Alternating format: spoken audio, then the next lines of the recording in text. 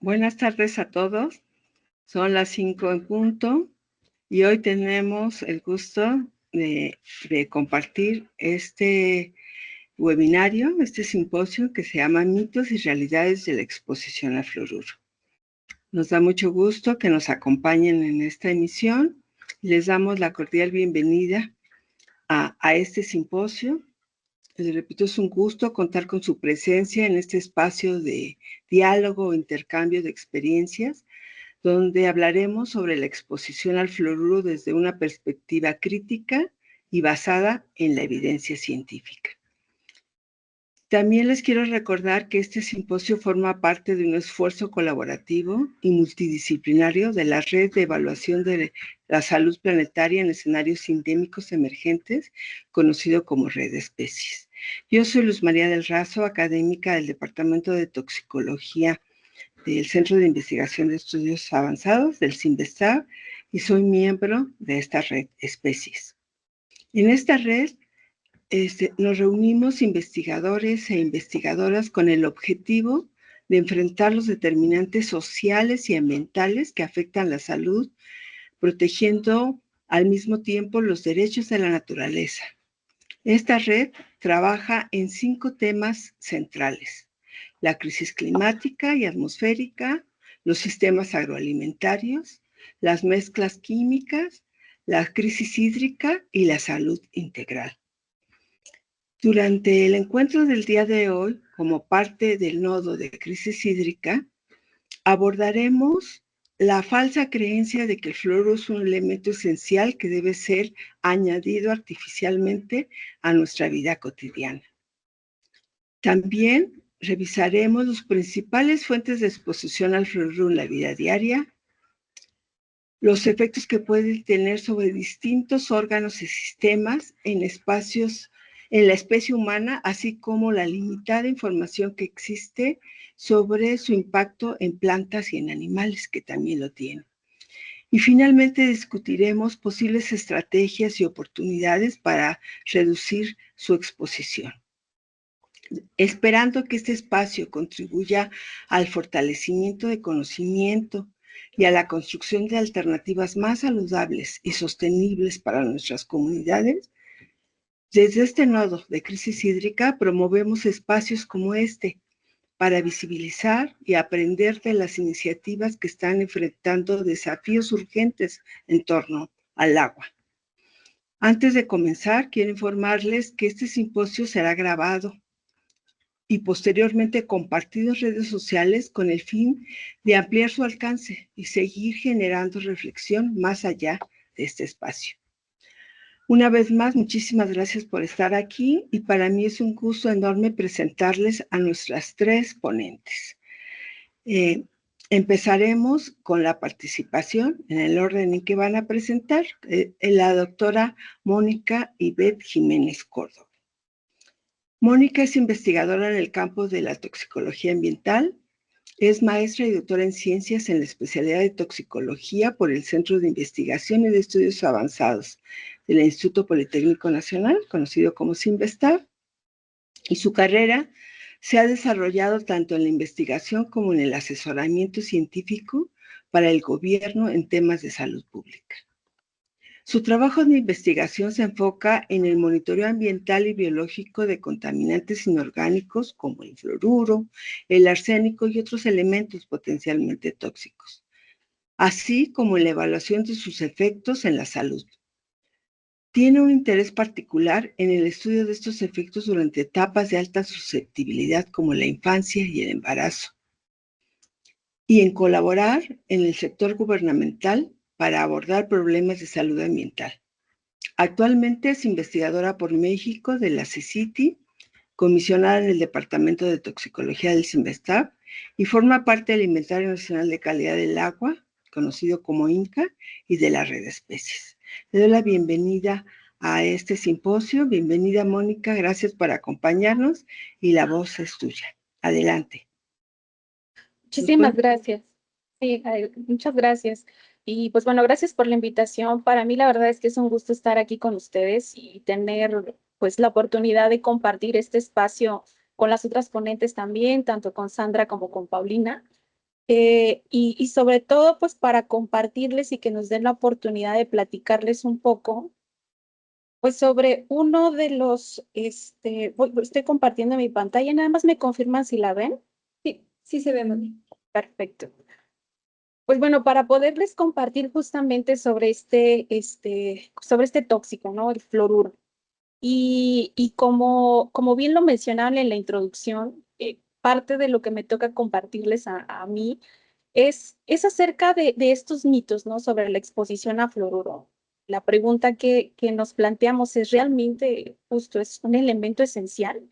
¿Lo necesitamos? ¿No lo necesitamos? Y quisiera comenzar, ay, creo que no avanza ya. Quisiera comenzar pues hablando un poco sobre qué es, ¿no? O sea, el fluoruro en realidad es la forma iónica del elemento flúor, el cual es un halógeno pues bastante reactivo. Lo vamos a encontrar de forma natural prácticamente en todo el ambiente, ¿no? O sea, es muy ubicuo, lo encontramos tanto en el aire, lo vamos a encontrar en el suelo, rocas, el agua subterránea, incluso lo vamos a encontrar también en algunos alimentos. En la, en la imagen que les muestro, de hecho en la diapositiva, por ejemplo, podemos ver este ciclo, ¿no? Hidrogeoquímico del fluoruro, y aunque lo encontramos en diferentes concentraciones en cada una de estas matrices, pues, ustedes se podrán dar cuenta cómo está prácticamente localizado en todo el ambiente, ¿no? Es decir, ninguno de nosotros prácticamente nos vamos a escapar a en algún momento de nuestras vidas estar expuestos a fluoruro, y a lo largo de la presentación también vamos a ver pues cómo además de estas fuentes naturales también existen otro tipo de fuentes que están incrementando justamente esta exposición que nosotros tenemos en nuestra vida cotidiana. Eh, el fluoruro, seguro muchos de ustedes, si salimos a cualquier otro espacio y le hablamos a alguien sobre el fluoruro, inmediatamente se le viene a la mente como algo bueno, o sea, algo benéfico, ¿no? No le ven como el problema en que haya la exposición a fluoruro. De hecho, les es como muy familiar, ¿no? ¿Por qué? Porque el fluoruro se encuentra en muchos de los productos que están en contacto con nosotros todos los días, y justamente ha sido promotor o promovido como un protector contra la caries dental. Seguramente eso es lo más que la mayoría de nosotros hemos escuchado sobre. Ahora, su rol o su papel como elemento esencial actualmente pues es bastante debatido, ¿no? Científicamente. ¿Por qué? Porque esta característica que se le ha otorgado al fluoruro pues viene de un momento histórico. Y quisiera compartirles un poco, pues, desde dónde, para poder entender el por qué lo concebimos de esa manera, el por qué todavía sigue en nuestras vidas bajo ese concepto que muchos de nosotros o muchas personas tienen de que es un elemento esencial y que es necesario incluso, con esta parte del origen de la floración. La floración, digamos que inició en Estados Unidos entre los años 40 y 50, básicamente como una política de salud pública. Y desde ahí, básicamente se ha extendido a casi todas las regiones del planeta, ¿no? Pero esta idea de que se requería el fluoruro, que era bueno para la caries dental, básicamente viene de algunos estudios observacionales sobre su efecto cariostático. Y se los voy a platicar muy brevemente. Digo, hay varios momentos, digamos, en este punto, pero yo considero que hay tres momentos muy importantes.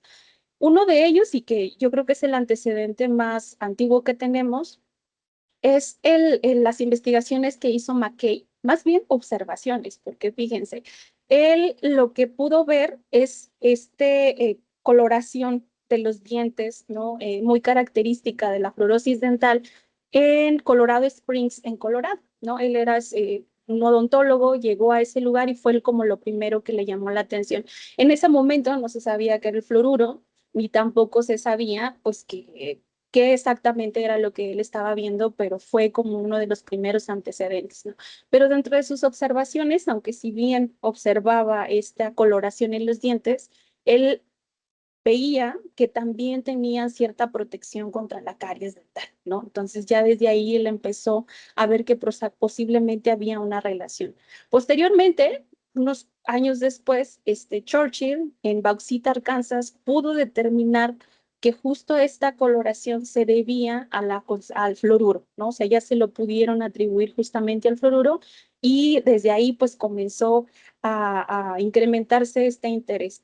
Posteriormente, en 1942, pues Dean, que justo hizo el estudio de las 21 ciudades, este es un estudio muy conocido, pues ahí, sin duda alguna, pudieron establecer ya con este tipo de investigaciones que el fluoruro, pero sobre todo a concentraciones bajas, es decir, a concentraciones por debajo de una parte por millón en el agua, se asociaba con esa protección para la caries dental y pues pudo ahora sí, digamos, consolidarse esa idea de que el fluoruro podía o tenía esta característica. Desde ahí, la verdad es que fue promovida con un fuerte apoyo de las industrias químicas y del aluminio para que llegara incluso a hacer este tipo de políticas públicas y se difundió globalmente, ¿no? Y incluso este tipo de políticas públicas pues también están instauradas en nuestro país. Sin embargo, sí es importante hacer notar que esto se difundió totalmente, pero no ha habido una actualización crítica todavía sobre este riesgo-beneficio, ¿no? Incluso las investigaciones continúan trabajándose en ese sentido, para poder definirlo. Y como les decía, este tipo de programas de fluoración incluso llegaron a nuestro país. No fuimos la excepción, se extendió por toda Latinoamérica y en México. Y si bien en nuestro país no está instaurado un programa de floración del agua y de la distribución hacia todas las personas, sí tenemos otro tipo de programas como la floración de la sal, ¿no? En Latinoamérica se establecieron diversas estrategias, o sea, para hacer llegar justo el fluoruro a la población a través del agua, la sal y productos dentales principalmente. En México, desde la época de los 90, se distribuye sal de mesa florada, básicamente para la prevención de las caries en zonas sin acceso a estos servicios, ¿no? Y actualmente incluso es una de las políticas que todavía se continúa, sin embargo, pues como les mencionaba, sí existe poca evaluación sobre su eficacia y sobre los riesgos en poblaciones vulnerables que todavía tenemos una agenda pendiente con ello, ¿no? Y con estos antecedentes que les platiqué, pues justamente desde ahí surgió esa idea y nos hemos cuestionado poco sobre si verdaderamente, o sea, en realidad este fluoruro que estamos consumiendo y que está disponible en nuestra vida diaria, pues los efectos que tiene al final, ¿no? Eh, Se ha considerado en muchos espacios que el fluoruro es un elemento esencial, pero la pregunta será, ¿realmente es un elemento esencial? O sea, para todos es como natural cuando se los mencionamos, pero en realidad un elemento esencial es definido como aquel elemento o nutriente que es necesario para el crecimiento, para el desarrollo, para el funcionamiento normal de un organismo. Y quisiera compartirles que en realidad el fluoruro no es requerido por ninguna enzima o sistema biológico específico. De hecho, se sabe que hasta el momento no se ha documentado que la deficiencia de fluoruro se relacione con una patología per se, ¿no? Entonces, desde entrada, aunque si bien se le ha generado una muy buena fama por sus efectos cariostáticos, la evidencia científica y todas estas revisiones que se han hecho hasta el día de hoy, pues han establecido que el fluoruro en sí no se considera realmente un elemento esencial, ¿no? Por estos motivos. Les digo, porque no es necesario estrictamente para este crecimiento, desarrollo y funcionamiento, y porque no se asocian a algunas patologías específicas. Es decir, si retiráramos el fluoruro de nuestras vidas, no comprometería en este sentido, digamos, el funcionamiento de un organismo o al menos de los organismos humanos, ¿no? De hecho, la Organización Mundial de la Salud, así como la Autoridad Europea de Seguridad Alimentaria y el Instituto de Medicina de Estados Unidos, no lo consideran un nutriente esencial, ¿no? En diversos momentos han sacado diversos comunicados y han establecido que no lo es, ¿no? Después de una revisión exhaustiva que han hecho en diferentes comités que ellos han establecido. Pero ahora, no quisiera que se llevaran la idea de que todo lo que se ha hecho, estos efectos que se le han asociado al fluoruro, pues en realidad sean una mentira, ¿no? Lo que pasa es de que a veces confundimos la parte de esencial con la parte del benéfico. Entonces, la pregunta es, ¿en realidad el fluoruro es esencial o es benéfico?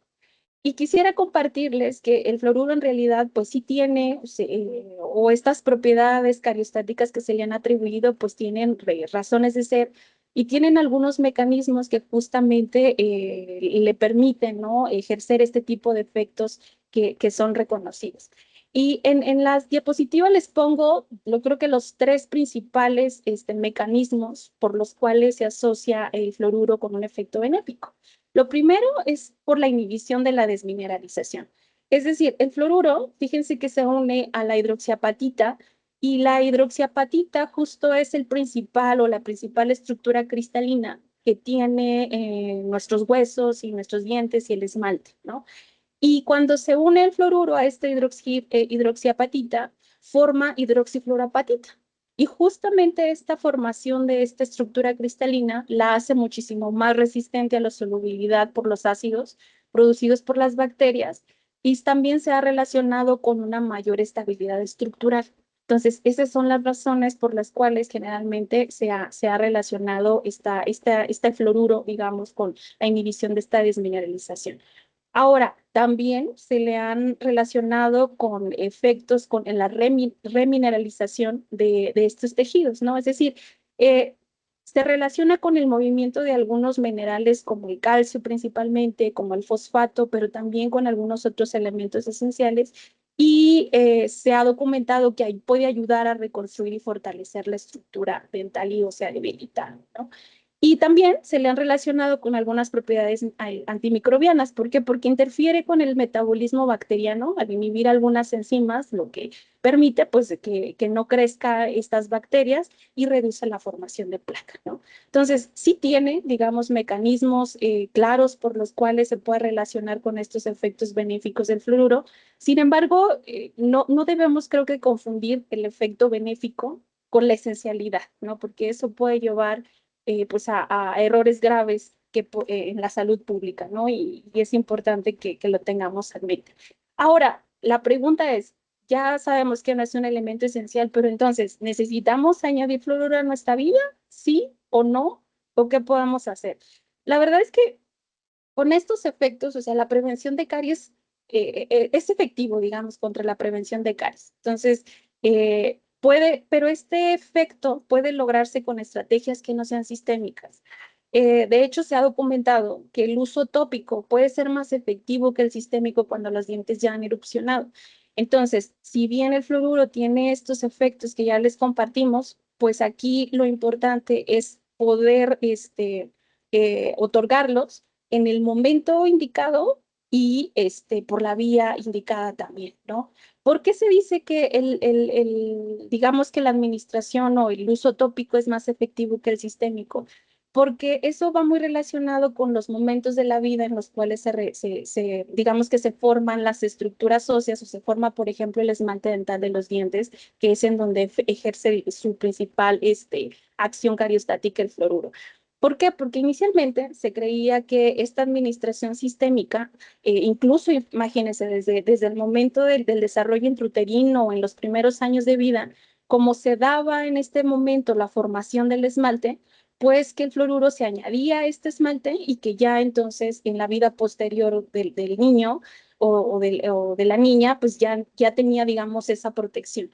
Sin embargo, con el tiempo se fueron haciendo diversos estudios y se dieron cuenta que eso no era tan así, ¿no? Es decir, el hecho de haberlo administrado desde el momento en que se hacía esta formación del esmalte, en algún momento se podía perder, digamos, ese efecto protector, por así decirlo. Y cuando ya los dientes erupcionaban, esta administración sistémica ya no era tan efectiva, sino que ahora tenía que complementarse con esta aplicación tópica una vez que los dientes ya emergen. Entonces, vaya, pensando en estas políticas que se han establecido en las que se suministra o se proporciona este fluoruro, digamos, a toda la población indiscriminadamente, sin distinguir el momento de la vida en el que te encuentras, pues no hace como mucho sentido justo con estos momentos importantes en los que la incorporación de fluoruro pudiera verdaderamente beneficiarnos, ¿no? Entonces, esto de la exposición sistémica, pues puede llevar a una exposición innecesaria, que puede generar efectos adversos acumulativos. Entonces, aquí tenemos que pensar en aplicar justo la importancia de este principio precautorio en la salud pública, ¿no? Y esto ha llevado incluso a que la Organización Mundial de la Salud identifique al fluoruro como uno de los 10 químicos de mayor importancia para la salud pública, ¿no? Aquí en este esquema que ustedes pueden ver, o sea, hay diversos contaminantes, algunos pues muy bien conocidos. Cuando nosotros nos hablan del mercurio, el plomo, el arsénico, pues inmediatamente nos asustamos. Pero cuando llegamos a la parte del fluoruro no nos asustamos tanto, ¿no? Y aquí la Organización Mundial de la Salud incluso pone la parte de que digamos, el consumo inadecuado o el exceso de fluoruro es uno de los problemas, ¿no? Justamente porque si bien sí se le reconocen estos efectos cariostáticos que tiene el fluoruro, pues también cada vez más comienzan a surgir estos efectos adversos de los cuales les van a hablar un poquito más adelante. Y el problema principal también radica en que esta ingesta de fluoruro justamente pues tiene tanto efectos benéficos como negativos. El asunto está en que estos intervalos o estos rangos de ingesta en el que se producen estos efectos opuestos, pues es que no están muy alejados entre sí, ¿no? Y hay varias cosas que tenemos que tomar en consideración para poder establecer, o sea, en qué momento, digamos, está esa línea, ¿no? Entre lo benéfico y entre el exponerte a un riesgo. Ahora, hasta ahorita, o sea, en muchos sentidos, creo que no se ha hecho una evaluación tan integral o completa sobre estas fuentes de exposición a fluoruro y cuánto contribuye cada uno de estas fuentes. Aunque ahorita les hablamos de los programas de fluoración, de la fluoración intencionada del agua como fuente de exposición a fluoruro, lo cierto es que ya vieron, el fluoruro es ubicuo y tenemos diversas fuentes de exposición a fluoruro. Los seres humanos podemos estar expuestos a través de fuentes tanto naturales como antropogénicas. De las naturales, incluso aquí encontramos las emisiones volcánicas, ¿no? Que no se ha hecho como un estudio claro con respecto a cuánto esto contribuye en ciertas zonas. Eh, el agua subterránea es una de las fuentes más importantes de exposición a fluoruro, pero también hay otras que no están como tan visibles, pero que están contribuyendo de manera importante. Puede ser de manera ocupacional por algunas de las industrias del acero, del aluminio, pero en la parte de productos dentales, sobre todo en niños muy pequeños que todavía no pueden expectorar estos productos, también puede contribuir de manera importante. Los alimentos y sobre todo pues estos programas de floración de la sal también contribuyen a esta carga que nosotros podemos tener y esta exposición que podemos tener a fluoruro. Incluso se han hecho algunas estimaciones, pero estas estimaciones pues tienen que hacerse de manera muy específica para poder pensar en la implementación de este tipo de políticas. ¿Por qué? Porque depende incluso de la edad en la que te encuentres, depende de la concentración que tengas de fluoruro en algunas de estas matrices. En esta gráfica que les muestro en la pantalla, pues podemos ver cómo esta contribución tanto del agua, de los productos dentales, de los alimentos, del aire, de algunos pesticidas, pues va variando.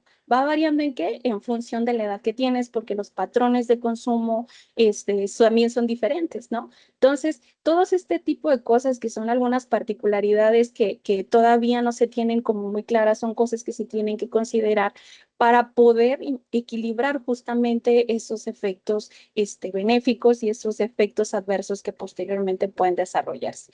Actualmente se reconoce que el agua subterránea es una de las principales fuentes de exposición a fluoruro. De hecho, la norma 127 ha establecido cuáles son los límites máximos permisibles. Si bien se ha ganado en el sentido de que ese 1.5 se ha hecho una propuesta de reducción gradual hacia 1, pues esta reducción gradual todavía está en proceso. Y esto lo que pues tiene que acompañarse de diversas políticas públicas que verdaderamente vayan a poder hacer o lograr la reducción de este límite. Ahora, esta problemática de la exposición a fluoruro principalmente a través del agua subterránea, pues nos lleva a dimensionarlo, ¿no? ¿Por qué? Porque se ha estimado que 200 millones de personas alrededor del mundo se encuentran expuestas a concentraciones mayores de 1.5 miligramos por litro. De esos 20 millones corresponden a personas de nuestro país. Y de estos 20 millones, aproximadamente 6 millones son de niños mexicanos menores de 14 años, ¿no? Entonces, al final del día, esta reducción que se ha establecido hacia una parte por millón de fluoruro en agua, seguramente va a hacer que estos números se incrementen si es que no se acompañan de estas políticas públicas que verdaderamente permitan disminuir, ¿no? Esta exposición. Ahora, ya les compartí un poco como los números gruesos, pero la verdad es que esto tenemos que aterrizarlo a la realidad de las personas. Eh, Estamos hablando de los efectos benéficos del fluoruro y es parte de lo que les compartí, pero el problema en nuestro país es un poco complejo, ¿no? Porque los números de personas que están expuestas a altas concentraciones de fluoruro, que están muy por encima incluso de lo que se considera como óptimo, que se ha establecido en 0.7 miligramos por litro la concentración de fluoruro en agua. El problema sigue estando y aquí, por ejemplo, vemos a la foto de una persona, de Ana María Ramírez Mata, que es una ama de casa de la Vaciada de San Luis de La Paz, Guanajuato, donde viven diariamente con el problema de la exposición a altas concentraciones de fluoruro, ¿no? Y no solamente es la parte del fluoruro y sus efectos estéticos, sino que también es un asunto muchísimo más complejo, ¿no? Porque tenemos que ofrecerles también alternativas que permitan esta disminución de su exposición, ¿no? Y como reflexiones finales, yo quisiera que nos centráramos en estas tres. Lo primero es que el fluoruro no es un elemento esencial para el cuerpo humano. O sea, eso creo que tenemos que tenerlo muy claro. Su uso justo debe de evaluarse críticamente según el contexto y la exposición actual. Y las políticas públicas deben actualizarse bajo los principios de evidencia y precaución. Esto nos va a llevar a la pregunta de si verdaderamente estamos protegiendo o estamos sobreexponiendo la población a este contaminante. Y pues bueno, eso sería lo que tendría que compartirles por ahora. Muchísimas gracias. Muchas gracias, Mónica, por todo lo que nos compartiste acerca de estos mitos referente a la exposición al fluoruro y sus principales fuentes de exposición. Entonces, vamos a continuar con nuestro simposio y ahora queremos darle la bienvenida a la doctora Paulina Farías Serra, que es nuestra siguiente ponente. La doctora Paulina es investigadora en ciencias médicas en el Instituto Nacional de Salud Pública. Es integrante del Sistema Nacional de Investigadores en el nivel 2. Es médica cirujano por la Universidad de Anáhuac. Cuenta con una maestría en ciencias en salud ambiental y un doctorado en epidemiología, ambos por la Escuela de Salud Pública de México. Desde hace más de 25 años ha trabajado en epidemiología ambiental y evaluación de riesgos en la salud, enfocándose en comunidades vulnerables y diversos grupos poblacionales en México y Sudáfrica. Su trayectoria se ha centrado en el estudio de contaminantes como el plomo, el mercurio, el arsénico, el fluoruro, dioxinas, benceno, plaguicidas peligrosos que incluyen al DDT, abordando sus efectos en la fertilidad, el desarrollo infantil, el sistema endocrino y el riesgo a desarrollar cáncer. La doctora Farías ha colaborado en equipos transdisciplinarios nacionales e internacionales. Es miembro fundador del colaborativo Mundo Químico y además forma parte de la Sociedad Internacional para la Salud Infantil y el Ambiente. Agradecemos mucho que haya aceptado la invitación a acompañarnos el día de hoy. Y doctora Farías, te escuchamos con mucha atención. Adelante. Buenas tardes y muchas gracias por la invitación. Bueno, pues vamos a platicar sobre ahora el impacto del fluoruro en la salud humana y muy brevemente en la salud ambiental. Y quisiera mencionar que no tengo conflictos de interés que declarar. Bueno, pues como la doctora Mónica decía, cuando nosotros pensamos en los efectos en la salud del fluoruro, inmediatamente nos viene a la mente los dientes. Pero la realidad es que el fluoruro tiene efectos en la mayoría de los órganos del cuerpo y a lo largo de toda la vida. Y este fluoruro puede pasar a través de la placenta al bebé en formación y tener efectos en su salud. Afortunadamente no pasa gran cosa por la leche materna, pero bueno, pues vamos a revisar varios de los efectos que tiene el fluoruro, como dice aquí en nuestra agenda. Y lo primero que quiero aclarar es un poco lo que mencionaba Mónica, ¿no? Depende mucho de la dosis, los efectos que vamos a presentar, del momento de la exposición y de la vía de exposición. Si es una aplicación tópica en los dientes o si estamos ingiriendo ese fluoruro, si lo estamos inhalando. Entonces, bueno, pues aquí lo que vamos a revisar nosotros es que si la dosis es relativamente baja, como en la que están expuestas las personas actualmente por la fluoración del agua o la fluoración de la sal, sin que haya otras fuentes adicionales, el peso de la evidencia sobre los efectos en salud no es tan fuerte porque esa dosis bajita no nos permite ver con tanta claridad algunos de los efectos y no todos los efectos se presentan. Cuando nosotros tenemos unas dosis más elevadas, como se presentan en estas zonas de fluorosis endémica en nuestro país, como en el mapa que vimos anteriormente, la evidencia es mucho más sólida, porque a estas dosis es más fácil ver estos efectos en poblaciones humanas y vemos otros efectos que no vemos a dosis bajas. Y por último, cuando nosotros tenemos estudios experimentales en animales donde se dan dosis mucho mayores, pues es posible observar algunos efectos con mayor solidez y pues también en forma de diseño experimental que nos permite eliminar algunos sesgos. Sin embargo, pues sabemos que no todo se puede extrapolar de la especie animal a lo que va a suceder en los humanos. Entonces, pues vamos a ir revisando estos estudios y aclarando qué tan sólida es la evidencia. Y bueno, pues ya hablamos un poco en la primera plática acerca de la fluorosis dental y lo importante que es desde la etapa prenatal la exposición a fluoruro. Entonces, la fluorosis dental lo que nos va a estar indicando cuando se presenta es que hubo una exposición a un exceso del fluoruro desde el primer trimestre del embarazo hasta los 8 años de edad, que es cuando se está formando esta corona, este esmalte de los dientes. Entonces, esto nos indica la fluorosis dental, pero también es un efecto en salud. Y bueno, no solamente es cosmético, como lo que veíamos, porque puede ir desde una fluorosis leve, que son manchitas blancas en los dientes, hasta una fluorosis más severa, que no solamente son estas manchas ya marrones en los dientes, sino que también puede llegar a tener una baja mineralización de los dientes, lo que provoca que sean más frágiles y se produzca con mayor facilidad caries y fracturas de los dientes. Entonces estamos viendo un efecto cosmético, sí, pero que tiene aspectos importantes para la autoestima y la calidad de vida de la persona y también en la salud dental. Y aquí es algo que también veíamos antes, el límite ideal para fluorar el agua es de 0.7, está muy cerquita de cuando empezamos a ver los efectos dañinos del fluoruro en la salud. Entonces, en esta curva nosotros vemos cómo el número de caries de los niños va bajando conforme llegamos a ese límite ideal de 0.7 miligramos por litro de fluoruro en agua. Pero cuando empieza a aumentar ese fluoruro, en vez de protegernos, pues esa protección se pierde y empieza a ser un efecto negativo del fluoruro, porque esos dientes ya son frágiles, como vimos antes, y bueno, pues ya aumenta en vez de disminuir las caries.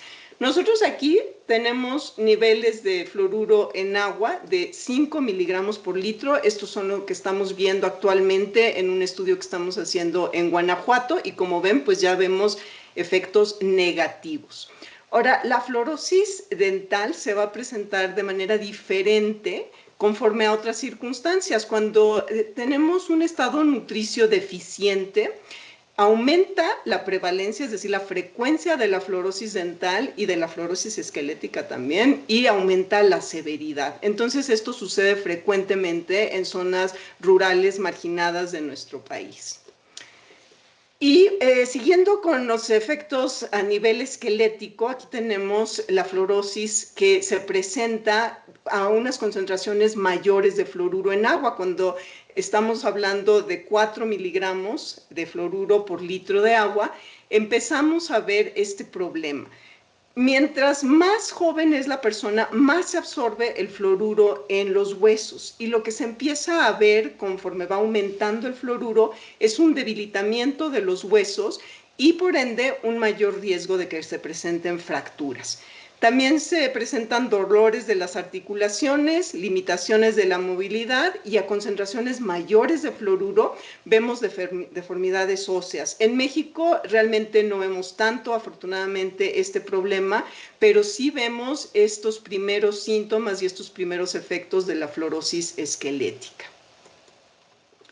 Otros efectos que son más preocupantes en nuestro país son los que podrían presentarse en el sistema neurológico, y estos pueden ser desde el coeficiente intelectual hacia otros trastornos como el de déficit de atención con o sin hiperactividad y síntomas psicosomáticos e internalizantes como serían la depresión, la ansiedad. Y esto está sustentado por los mecanismos, modos de acción del fluoruro en el sistema nervioso. Sabemos cómo está actuando. Sin embargo, lo que tenemos actualmente es una evidencia limitada. Todavía no tenemos estudios tan sólidos, tan robustos, a concentraciones relativamente bajas, pero son efectos de una alta preocupación, por lo que tenemos que estar muy pendientes de esto. Específicamente hablando del coeficiente intelectual, sí sabemos que a mayores concentraciones de fluoruro, ya se ha medido en la orina de las personas o en el agua que están bebiendo, vemos un menor coeficiente intelectual promedio en la población infantil. Esto está reportado en múltiples estudios internacionales, buenos estudios epidemiológicos de un tamaño de muestra grande, y lo que vemos nosotros aquí en una revisión sistemática y metaanálisis fue que el coeficiente intelectual de niños que viven en zonas de concentraciones de fluoruro elevadas es en promedio 3 a 7 puntos más bajo que para los niños que viven en zonas donde no hay una fluorosis endémica. Ahora, si las concentraciones de fluoruro en agua no son tan elevadas, si están por debajo de ese 1.5 que nos hablaba Mónica, que es el límite todavía internacional de fluoruro en agua, no hay tanta certeza sobre el efecto en el coeficiente intelectual, pero sí se ha visto que por cada miligramo de fluoruro en orina que aumente, disminuye un punto el coeficiente intelectual. Y les platico lo que nosotros hemos visto también en nuestros estudios en Guanajuato, esta disminución del coeficiente intelectual a medida que aumentan las concentraciones de fluoruro en agua y en orina. En este caso les estoy mostrando el de la orina, y como pueden ver empezamos con un coeficiente intelectual bastante bajo promedio de 77. Esto no quiere decir que el fluoruro es el único causante, pero sí lo estamos viendo como un factor de riesgo para la disminución del coeficiente intelectual de los niños. Por otra parte, el fluoruro también puede tener efectos en la función tiroidea. Y esto es tanto en la población infantil como en la población adulta. Nos preocupa especialmente el efecto que puede tener en las personas embarazadas. A medida que aumentan las concentraciones de fluoruro en agua, aumentan también el riesgo de hipotiroidismo en las mujeres embarazadas. Y esto lo que puede ocasionar es también un deficiente coeficiente intelectual por otros mecanismos, no el que vemos directamente por el sistema nervioso central del bebé, sino a través de un hipotiroidismo materno. Y si a esto le añadimos que se presenta bajas concentraciones de yodo en esta mamá, el coeficiente intelectual del bebé disminuye aún más. Otras alteraciones endocrinas que se han asociado al fluoruro son a nivel de páncreas. Se ha observado que mientras aumenta el fluoruro, aumenta la resistencia a la insulina. También se ha observado que disminuyen las hormonas sexuales, y esto trae como consecuencia alteraciones de la pubertad y la fertilidad tanto masculina como femenina. Como vimos, pues hay una alteración de las hormonas tiroideas, de la tiroxina y la T3 y la T4, un hipotiroidismo. También afecta la paratiroides, que está encargada de controlar la función ósea y renal, y pues, se ha visto también disminución en los niveles de cortisol que se secretan por las glándulas suprarrenales. El fluoruro también puede tener efectos sobre los riñones y sobre el hígado. Estos son los órganos blandos del cuerpo que más acumulan fluoruro, y se ha visto también en estudios muy buenos epidemiológicos una relación dosis-respuesta tanto en el fluoruro en agua, que cuando está por encima de 2 miligramos por decilitro, se empiezan a ver estas alteraciones hepáticas y renales. Mientras más aumenta el fluoruro, más aumentan estas alteraciones. Y también se han visto en adolescentes, específicamente en este estudio de la Encuesta Nacional de Salud y Nutrición de Estados Unidos, en un número grande de adolescentes, estas alteraciones de la función renal y hepática a medida que aumenta el fluoruro. En cuanto a los efectos cardiovasculares, vamos a hablar únicamente ahorita de la presión arterial, y lo que se ha visto en adolescentes es que conforme aumenta el fluoruro, disminuye la presión arterial, también igual en estudios de la Encuesta Nacional de Salud y Nutrición de Estados Unidos, y esto es algo que nosotros también estamos viendo en nuestros estudios en Guanajuato. Lo que ven ustedes aquí es la presión arterial sistémica, tanto en niños como en niñas, y lo que nosotros vemos en las líneas sólidas es que están en el límite bajo o por debajo de lo que se considera una presión arterial normal. En cambio, en adultos, lo que se ha encontrado es que mientras más aumenta el fluoruro, más aumenta la presión arterial de estas personas. Y bueno, en cuanto a las alteraciones de crecimiento y desarrollo, en la Encuesta Nacional de Salud y Nutrición de Estados Unidos, se ha observado que esta exposición prenatal a través de la placenta del bebé, lo que termina es en una disminución cuando ese bebé nace, una disminución del peso al nacer, y esto es mucho más patente para poblaciones hispanas, donde el riesgo es más de 3 veces de tener un peso bajo cuando las concentraciones de fluoruro eran elevadas para estos bebés. En cambio, en México, curiosamente, en esta corte Element, no se ha visto una asociación consistente, dependiendo de cuándo se mida el fluoruro, en qué trimestre se ha encontrado que se asocia a un aumento o una disminución del peso.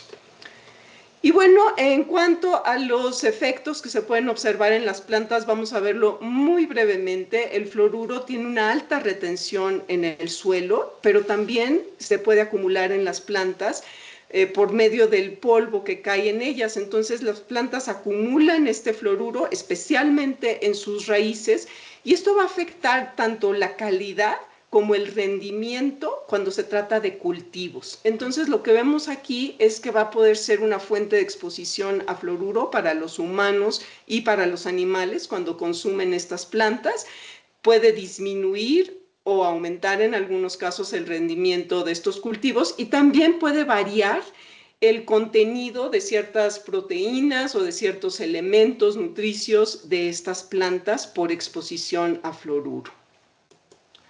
Sobre los animales, lo que tenemos es que cuando hay exposiciones a fluoruro, pues también puede ser bastante tóxico para los animales, pero cuando nosotros consumimos estos animales que han estado expuestos, el problema es que consumimos los huesos o cartílagos, que es donde se acumula en fluoruro, y aquí les pongo el ejemplo de estos nuggets que aprovechan todo, o sea, aprovechan esos huesos y cartílagos de los pollos, por ejemplo, y pueden tener un alto contenido de fluoruro.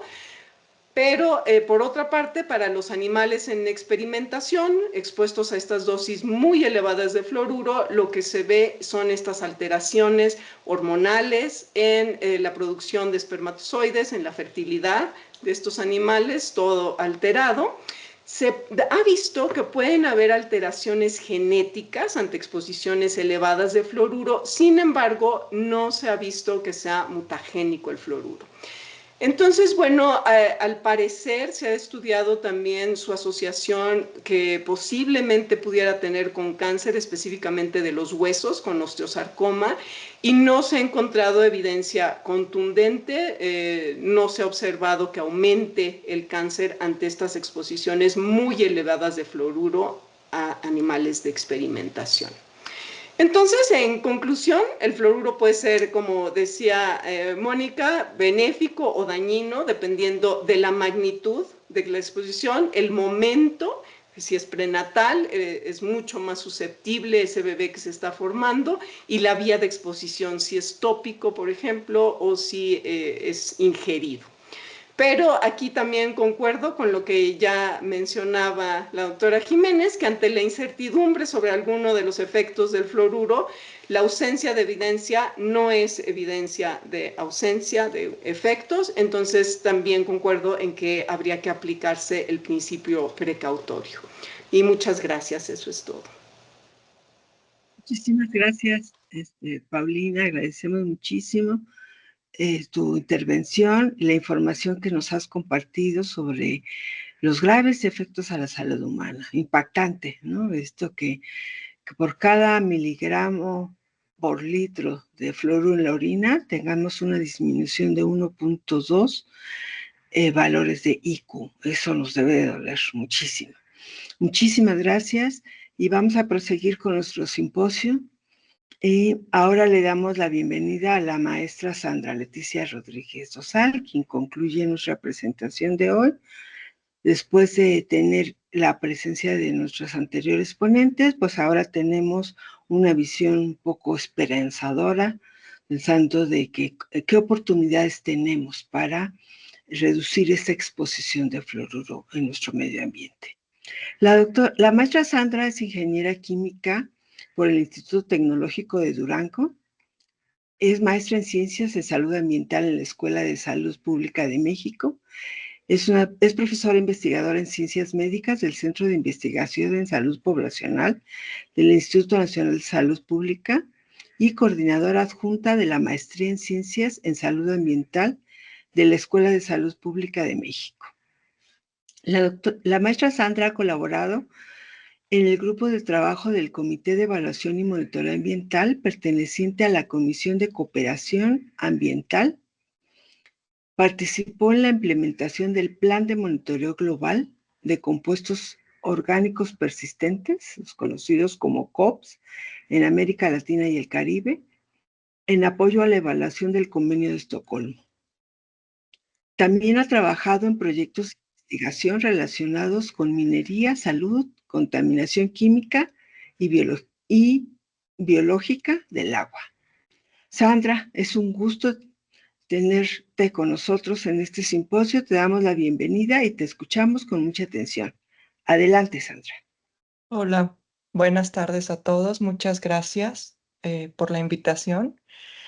Bueno, entonces, gracias por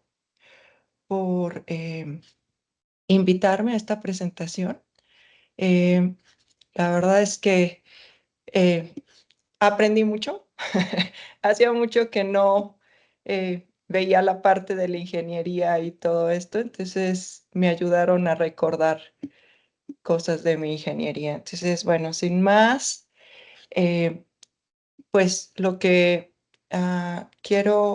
con lo que quiero comenzar es que, pues sí hay muchas técnicas que han sido identificadas para remover las altas concentraciones de fluoruro en el agua. Como ya vimos, y es un problema grande en México y en varios países.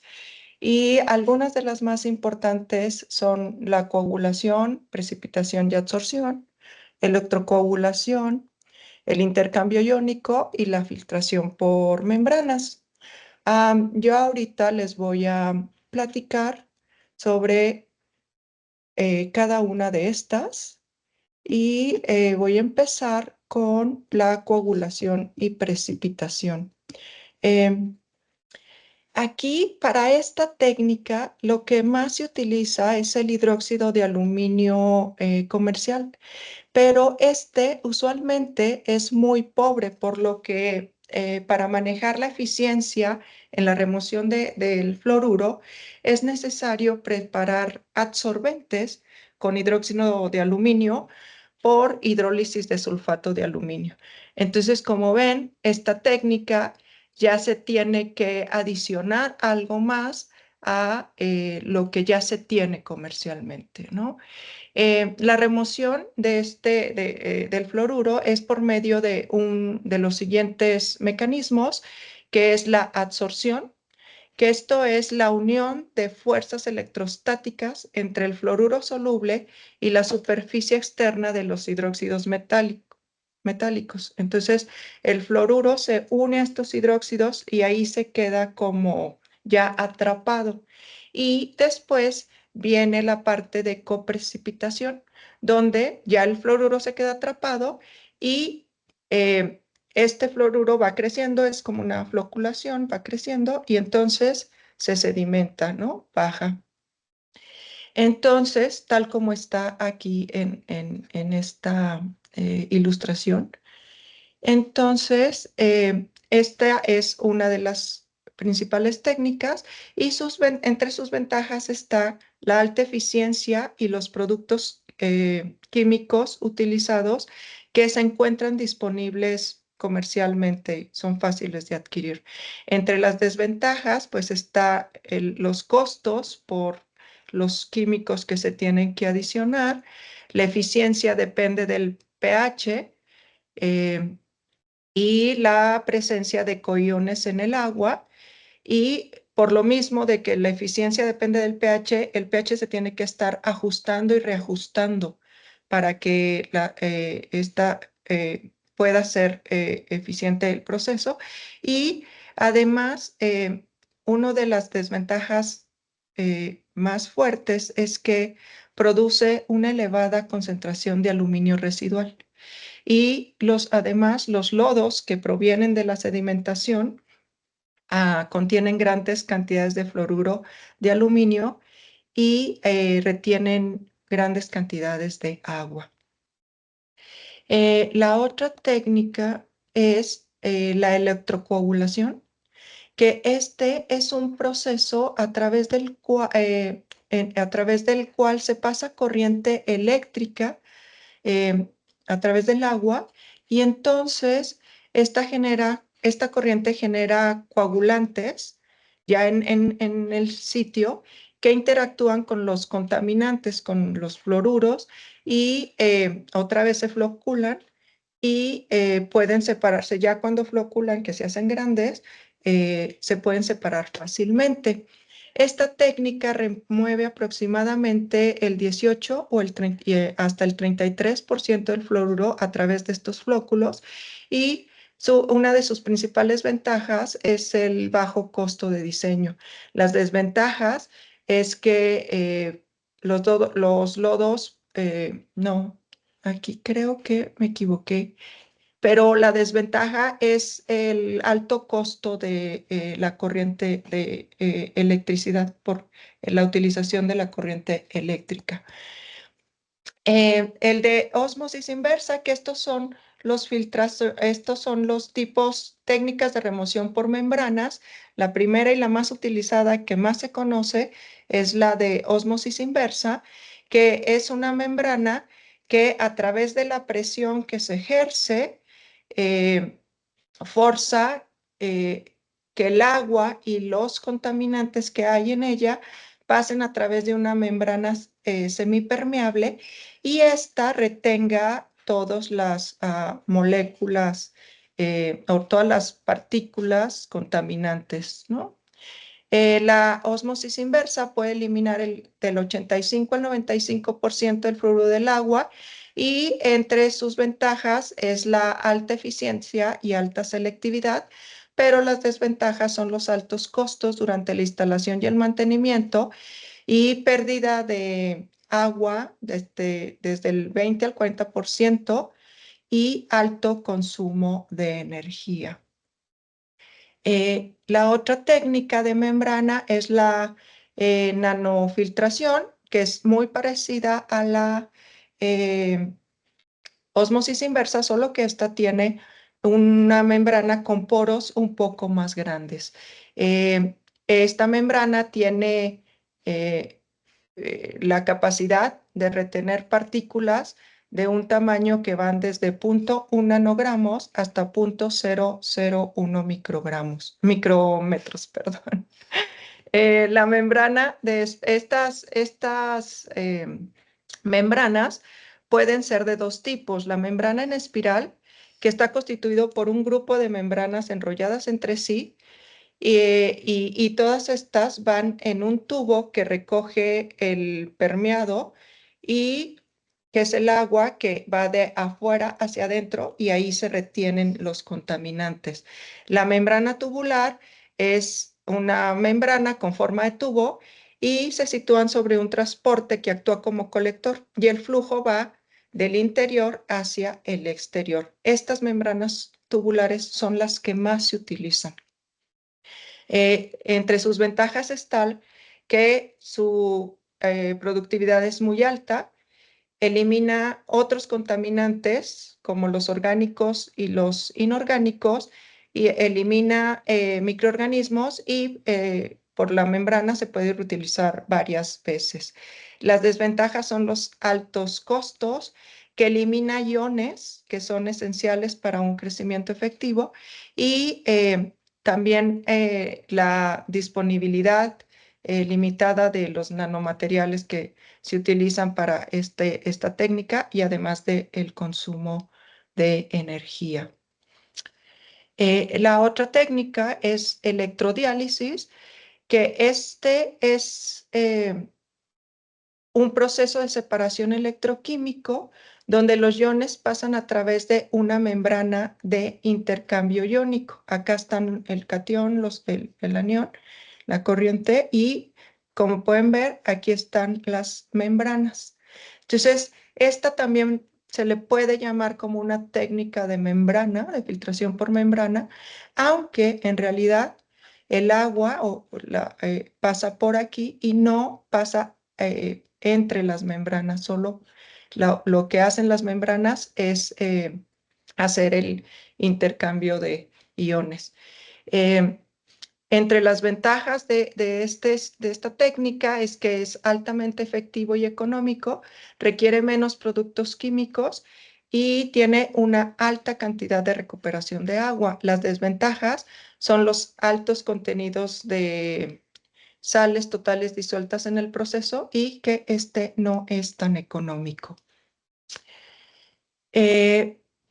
Otra de las técnicas, el intercambio iónico. Aquí, como pueden ver, el agua fluye de hacia abajo, aquí como están las flechitas, y pasan a través de una columna llena de resinas para un intercambio iónico. Pueden ser, esta es una resina con, ay, aquí no se alcanza a ver, perdón. Son dos resinas, unas pueden ser ácidos, de ácido, y las otras pueden estar adicionadas con hidroxilos. El contenido de fluoruro en agua debe de ser inferior a 10 miligramos por litro y el absorbente, que en este caso es la resina, se satura con iones de fluoruro y el material del filtro debe de lavarse con una solución ácida suave y una alcalina para limpiarlo y regenerarlo. La ventaja de esta técnica es la alta eficiencia, ya que también elimina de un 90 al 95% del fluoruro, y las desventajas son que es costoso, vulnerable a iones interferentes como sulfatos, fosfatos, cloruros, entre otros. La regeneración de la resina es muy problemática. El proceso genera grandes cantidades de materiales de desecho y su eficiencia depende en gran medida del pH y después del tratamiento el agua es ácida. Las otras técnicas es por medio de materiales absorbentes y la más utilizada es la de alúmina activada, que es este que ven aquí, que es un material granular altamente poroso y que es sintetizado a partir del trihidrato de aluminio. Tiene un carácter anfotrífico que es que actúa como ácido o base según el medio en el que se encuentre y una característica especial de la lúmina es que es de un tamaño pequeño, gran superficie y que hace que sea un muy buen absorbente. También existen otros tipos de absorbentes que se han usado, que son a base de carbón, como el lignio, el coque fino y el carbón bituminoso. También se están utilizando bioabsorbentes, que son las microalgas, cáscaras de cacahuate, tallos de mijo. eh, También hay, creo que cenizas y entre otros. Hueso también se ha utilizado hueso. Y las ventajas es que es muy fácil, de muy fácil acceso, es de bajo costo, la operación es muy sencilla, la disponibilidad de absorbentes es muy amplia y las desventajas es que tiene eh, que para tener una alta eficiencia se necesita también aquí un ajuste y reajuste del pH. Algunos iones comunes del agua pueden interferir en la absorción del fluoruro también.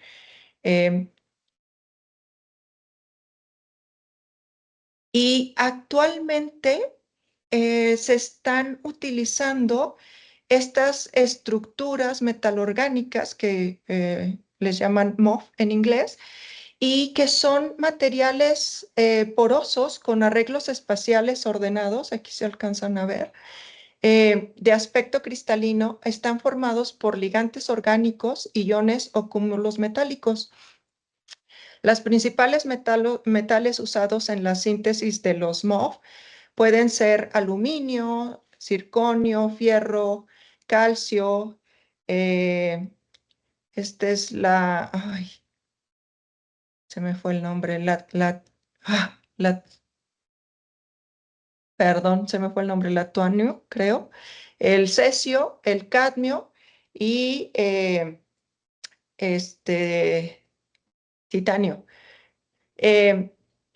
Ay, sí, doctora, sí es lantio, ¿o cómo se llama? Se me fue el nombre, perdón.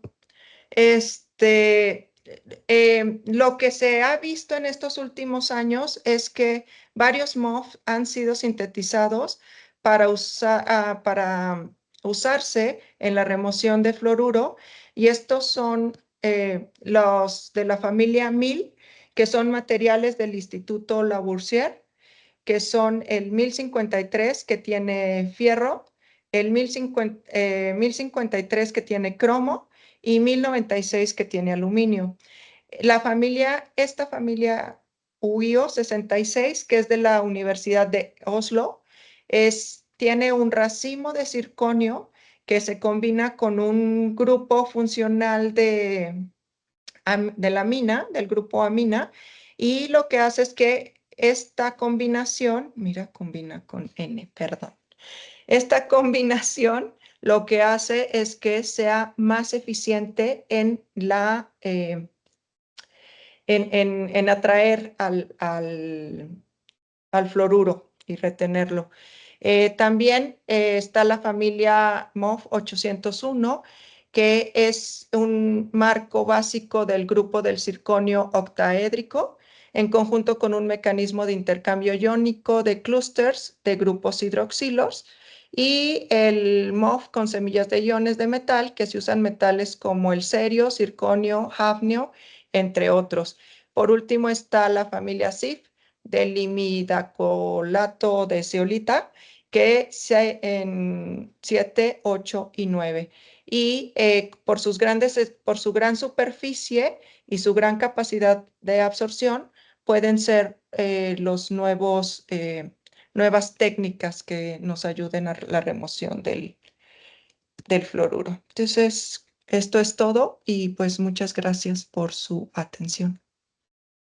Muchas gracias, Sandra. Muchas gracias por ofrecernos este panorama y quedarnos con la idea de que, pues, dependiendo de la población, la comunidad, existe como un traje a la medida de varias metodologías que pueden ayudar a potabilizar, a reducir esta presencia de fluoruro en el agua subterránea, que es la principal fuente de exposición. Entonces agradecemos mucho y profundamente agradecemos a nuestras ponentes, la doctora Mónica Jiménez, la doctora Paulina Farías y a la maestra Sandra Rodríguez, a quien les pido a las tres, por favor, que enciendan su cámara para dar paso, ahora sí, a la participación de la audiencia. Y en este momento les pedimos a quienes tengan alguna pregunta o comentario, es el momento de escucharlos. Y aquí yo le pediría también a mi colega Marijo que me ayude con esta parte de las preguntas para yo regresar nada más a la despedida. Te dejo la voz, Marijo, por favor. Gracias, Luzma, y gracias a nuestras ponentes por todas sus charlas que fueron muy interesantes. Justo en el chat tuvimos una pregunta de Guadalupe que preguntaba si las determinaciones de fluoruro en orina deben realizarse en cada 24 horas, y no sé si quisieras contestar con el micrófono, eh, la doctora Farías, o leo la respuesta. Muchas gracias. Si quieres lo contesto y a lo mejor también Luzma y Mónica quieren participar. Yo le contestaba ahí en el chat que si es una orina de 24 horas sería ideal. Lo que pasa es que es complicado tener orinas de 24 horas. Entonces, bueno, pues normalmente nos conformamos con la primera orina de la mañana y ajustamos por densidad o gravedad específica de la orina, pero no sé si la doctora Jiménez o la doctora del Razo quieren complementar la respuesta. Pues totalmente de acuerdo contigo, Paulina. O sea, en realidad, sí, idealmente quisiéramos una orina con esas características, pero difícilmente se pueden. Entonces, justamente pensando en este tipo de dificultades, o sea, sí se ha, incluso les compartimos que se han establecido, por ejemplo, algunos equivalentes de biomonitoreo que también te pueden como ayudar un poco a determinar si esa concentración de fluoruro al final que encuentras en la orina, que no sea una orina de 24 horas, ¿no? Te hace un reflejo más o menos de a qué dosis puedes estar expuesto. Entonces ya se ha como trabajado en ese terreno un poco, no es estrictamente necesario que sea una orina con esas características, pero sí idealmente, coincido, tiene preferentemente que sea la primera orina de la mañana, ¿no? Sobre todo para favorecer esa concentración y que no esté tan diluida. Es lo que podría compartirles. Súper, muchas gracias. No sé si hay alguien más que tenga alguna pregunta, que quiera abrir su micrófono o quiera escribirla en el chat. Bueno, yo aprovecho que, no sé, quería preguntarle si alguna conoce algo, o sea, ni se me hizo muy interesante lo que mencionaba Moni sobre, pues, cómo ha surgido esta floración desde las políticas, y si saben si hay alguna iniciativa también como políticamente para como evitar esta exposición, por ejemplo, añadir, no sé, el flúor en las pastas de dientes, o sea, si ya existe como algo que se esté realizando. Bueno, pues si me permiten contestar la pregunta, lo cierto es de que todavía estamos como en un momento luchando, digamos, por siquiera quitar este concepto, ¿no? O sea, de que no es un elemento esencial. Entonces, creo que en el momento en el que nos encontramos es ese, la evidencia que está comenzando a surgir, que nos compartió Paulina, o sea, con respecto a estos tipos de efectos adversos, o sea, las dosis en las que se comienzan a presentar, o sea, esta parte de la alteración, del neurodesarrollo, o sea, está comenzando a emerger. Incluso, pues hay todavía como muchos intereses, ¿no? Del por qué todavía no poner ese tema sobre la mesa. Entonces, está como muy prematuro para que eso, creo, pensar que ahorita ya está dentro discutiéndose en una política pública, ¿no? Y lo cierto es que creo que no está, y mucho menos en nuestro país. Todavía es complicado, ¿no? Incluso en algún momento lo compartía como a tipo de comentario de pasillo. Les digo, es que es difícil incluso hacerse entender sobre estos efectos adversos y lo difícil que es esta parte de la exposición a fluoruro y visibilizarla, porque incluso hay gente que nos ve como los antivacunas, ¿no? O sea, si dice, no, pero es que, oye, y si el fluoruro es indispensable, ¿por qué estás diciendo eso, no? Entonces, creo que todavía hace falta, pues, abrir muchísimo más el debate. Creo que este es un espacio justo para eso, ¿no? Para que comience a visibilizarse, la problemática de la exposición a fluoruro. Tenemos que seguir trabajando sobre ello. Y yo creo que también este es como un buen momento para comenzar a llamar la atención o llamar las puertas, ¿no? Con respecto a que la evidencia verdaderamente disponible con respecto a la efectividad de todas este tipo de políticas públicas no se ha hecho. Pues esa es la realidad, no se ha hecho y se requiere, ¿no? De hecho, algunas de las revisiones más recientes que encontré, pues sí, o sea, ponen muy a debate la parte de la exposición sistémica a fluoruro y su efecto, cariostático. O sea, está revisándose a un nivel internacional, pero creo que eso ya ha aterrizado, por ejemplo, a que se discuta la política, o el programa de floración de la sal en nuestro país, todavía le falta caminito por recorrer, pero creo que debemos de caminar en ese sentido, sin duda alguna. Muchas gracias, Moni. No sé si quieren agregar alguien más algo. Creo que Juan Manuel hacía una pregunta como similar sobre algún caso de éxito en México o internacionalmente en cuanto a atender y prevenir los efectos a la salud de fluoruro. No sé si sobre eso algo, pero creo que es más o menos lo que contestó Moni, ¿no? Como que está todavía ahí el tema moviéndose. Eduardo también nos pregunta, nos dice que en las escuelas, sobre todo rurales, aún se hacen brigadas de salud dental y recomiendan las pastas con fluoruro. Y sí, justo yo también ahora en el marco del simposio que íbamos a tener, me fui al súper a ver las pastas y encontré una que sí ya decía sin fluoruro, que creo que es una de las iniciativas que pues desde la ciudadanía podemos hacer, ¿no? Como encontrar esas alternativas. También Eduardo nos pregunta cómo se llegó a la decisión de agregarle a la sal de mesa. No sé si conocen la historia. Sí, claro.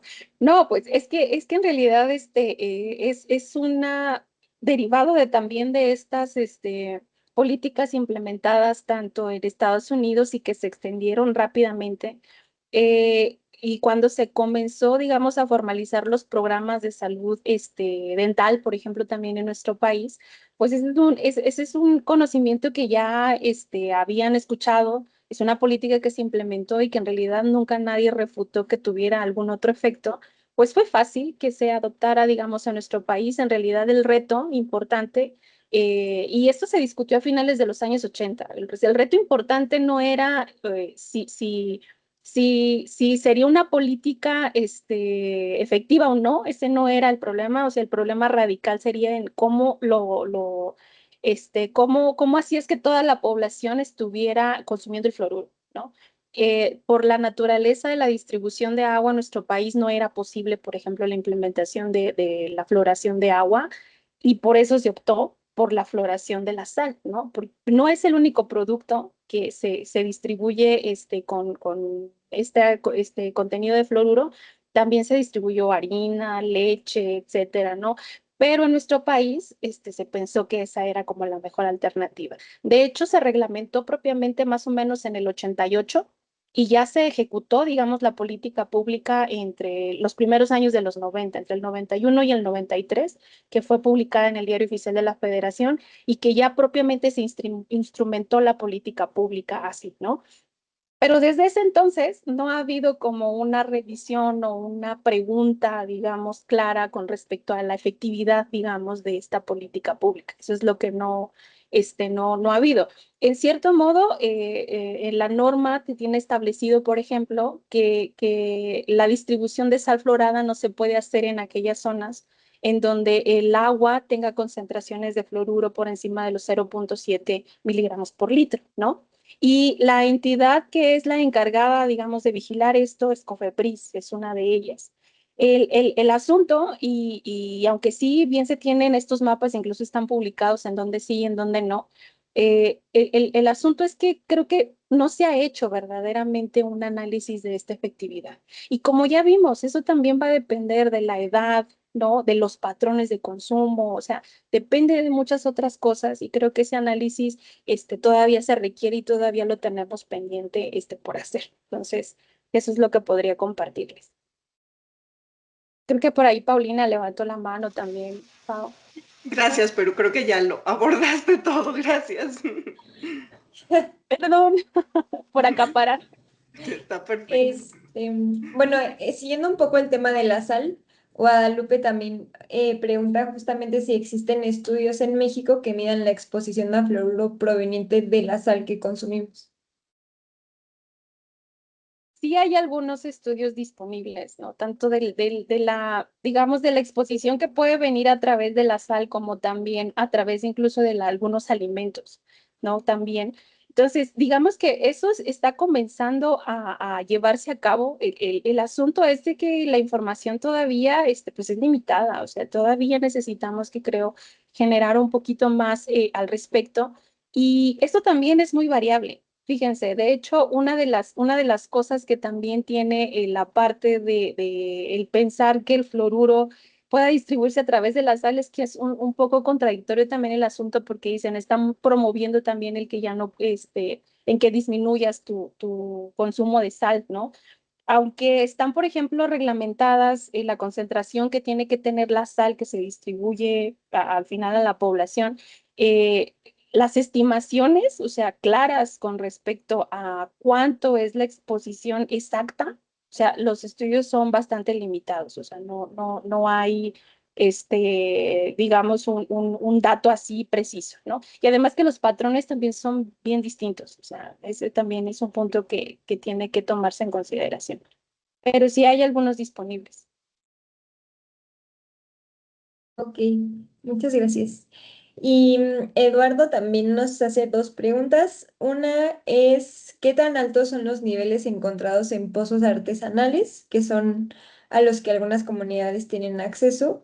Y también pregunta si hay fluoruro en el té comercial, que pues mucha gente consume. Sí, los pozos artesanales a lo mejor se refieren a los pozos poco profundos que la gente puede perforar, ¿no? Y estos normalmente tienen concentraciones que no son tan elevadas comparadas con los pozos más profundos. Dependiendo de la zona del país, puede tener más o menos concentración de fluoruro, pero tiende a incrementarse la concentración de fluoruro mientras más profundo es el pozo. Entonces, un pozo artesanal a lo mejor va a tener 10 metros. Los pozos que vemos ahorita nosotros en Guanajuato, por ejemplo, tienen 600 metros. Y mientras más hay escasez de agua, más profundo se tienen que perforar los pozos. Entonces, por eso estamos viendo más pozos más profundos y se llega a estas aguas fósiles, aguas antiguas, que tienen mayores concentraciones por haber estado más tiempo en contacto con esta corteza terrestre rica naturalmente en fluoruro.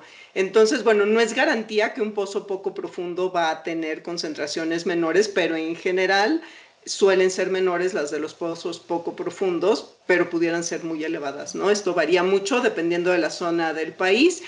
Hay un mapa de caminos de agua de concentraciones de fluoruro y arsénico en agua, que es muy bueno, no lo dice por tipo de pozo profundo o artesanal, pero bueno, se puede uno dar más o menos una idea de lo que se ha medido, ¿no? Y bueno, hay otras fuentes de información. Y sobre el té, sí, el té es uno de, como veíamos, las plantas van a tener mucho fluoruro porque el suelo absorbe mucho, retiene mucho ese fluoruro, la planta lo absorbe y además el polvo que cae en esa planta, en las hojas y todo, también es una forma en que concentra ese fluoruro. Y bueno, el té sí, sobre todo en otros países donde es más común consumir más té, este suele ser un problema más importante, pero sí.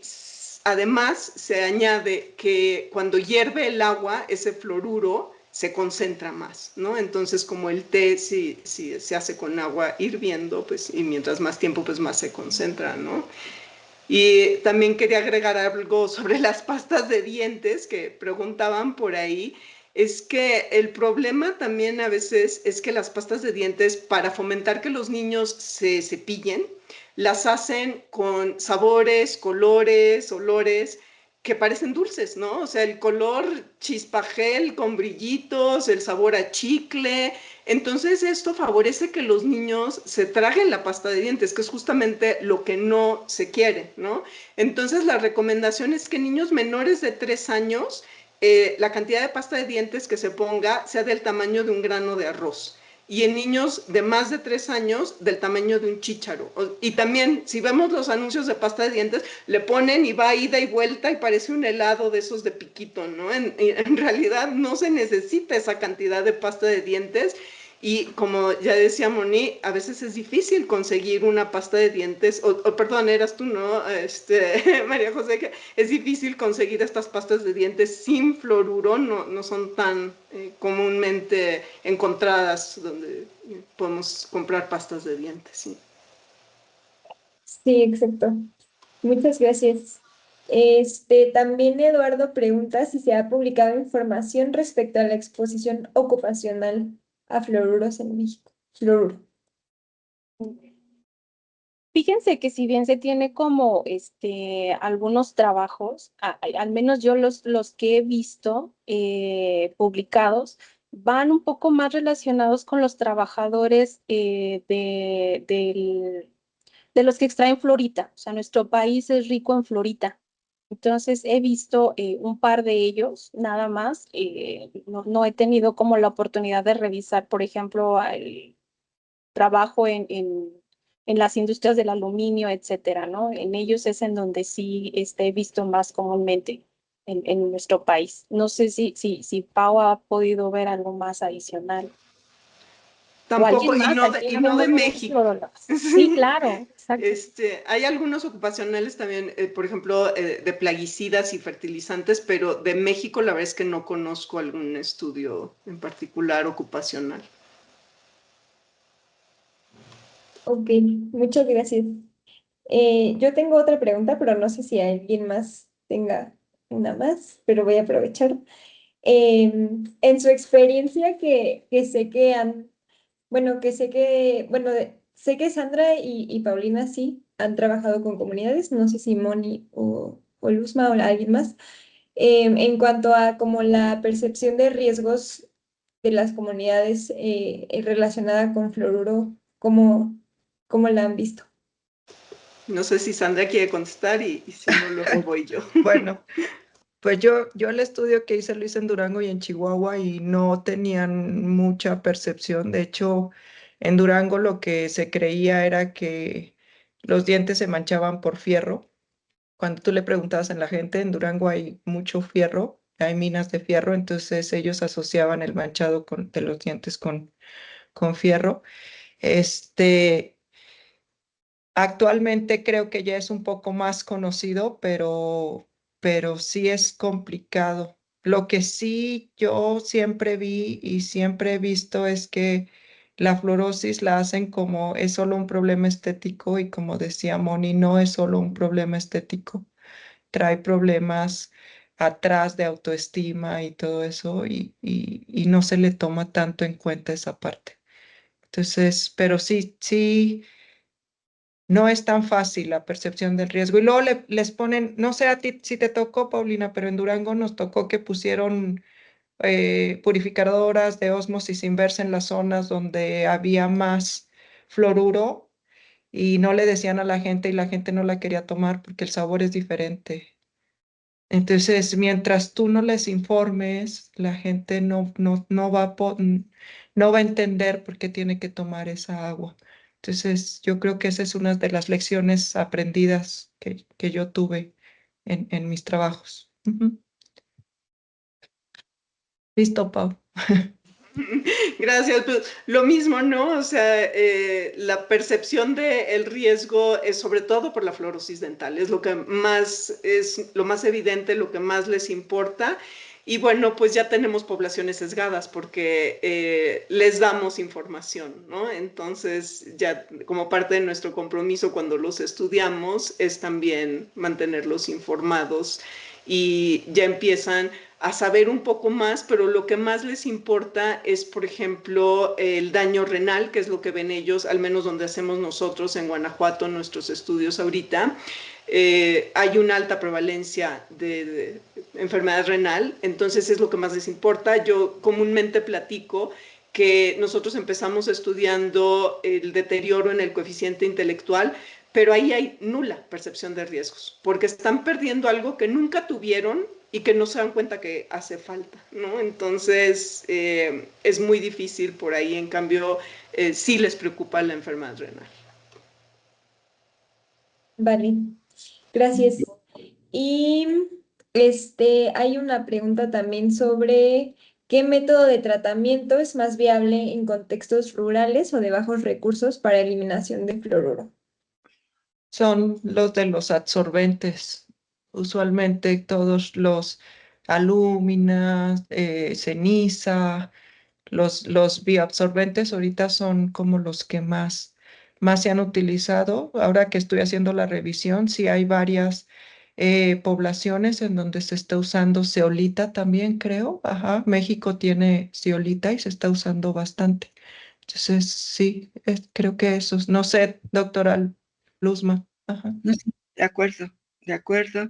Es muy importante el contexto. Por ejemplo, este sistema que nos habló al final Sandra, del sistema MOV, que es una tendencia muy moderna, que es eficiente, pero es extraordinariamente cara. Entonces, en un contexto rural, pues no es indicado, ¿no? Habrá grandes industrias que lo puedan pagar, ciudades que lo puedan pagar, pero en el contexto rural, pues no sería recomendable. Eso hay que verlo. Ok, muchas gracias. Y tenemos una más que dice que hay comunidades con altas prevalencias de enfermedad renal, sobre todo en población infantil. Si bien es la combinación de más de un elemento compuestos presentes en el agua de consumo, pero ¿qué tanto impacto tiene el fluoruro por sí solo o si tiene otros cómplices importantes? Pues sí, sí hay otros factores de riesgo importantes y además, por ejemplo, en zonas de fluorosis endémica también es muy común que el arsénico esté elevado y el arsénico es otro de los elementos que puede aumentar el riesgo de enfermedad renal. Se juntan muchas cosas, ¿no? Por ejemplo, los niños que estudiamos nosotros, pues también tienen un alto consumo de refrescos, jugos, de otras bebidas que no son lo mejor para los riñones. Y bueno, pues se juntan muchos factores de riesgo que en epidemiología estudiamos, tratamos de controlar en el diseño, en el análisis de los datos, pero no podemos eliminar del todo ese ruido o esa influencia de otros factores, ¿no? Entonces, pues es lo que estamos estudiando y bueno, pues ya tendremos más resultados, pero bueno, se hacen estudios en todo el mundo. Es más difícil verlo en poblaciones más jóvenes porque sus riñones no han tenido tanto tiempo de estar expuestos a estos compuestos. Entonces, bueno, pues se necesitan números más grandes de poblaciones y también exposiciones a veces más elevadas para poder ver estos efectos. Entonces, no siempre es tan fácil verlos, que no quiere decir que no esté haciendo daño, ¿no?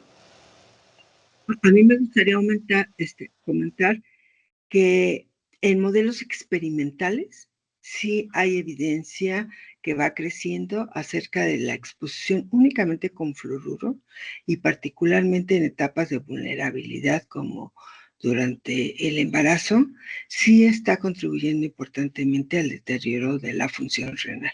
En modelos experimentales en poblaciones humanas, como bien nos lo indica la doctora Paulina, pues son muchos factores que contribuyen. Pero sí hay que preocuparnos con la exposición al fluoruro como un renotóxico. Muy bien, muchas gracias. También Juanma nos pregunta, ¿qué opinan sobre las alternativas de tratamiento con biocarbón para la remoción de fluoruro del agua? Por ejemplo, plantas de tratamiento de aguas subterráneas en comunidades rurales en Guanajuato.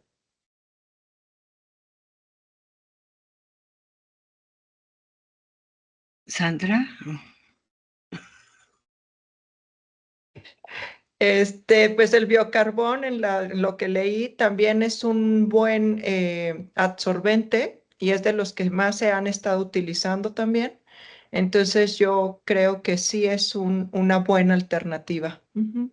En realidad, los absorbentes ahorita son como los que más están dando clics por esa facilidad que era de una de sus ventajas, la facilidad de tenerlo a la mano y no es costoso. Ujú. No sé, Paulina, ella está en Guanajuato, no sé si sepa algo de eso. Sí, y estoy muy sesgada porque, bueno, pues trabajamos con caminos de agua y sí veo los excelentes resultados que están teniendo para remover el fluoruro de forma eficiente y de acuerdo a las condiciones locales. Bien. Vale, tenemos una más. Ok, la última. Pregunta, ¿existe una frecuencia para analizar el contenido de fluoruro en las fuentes de agua locales?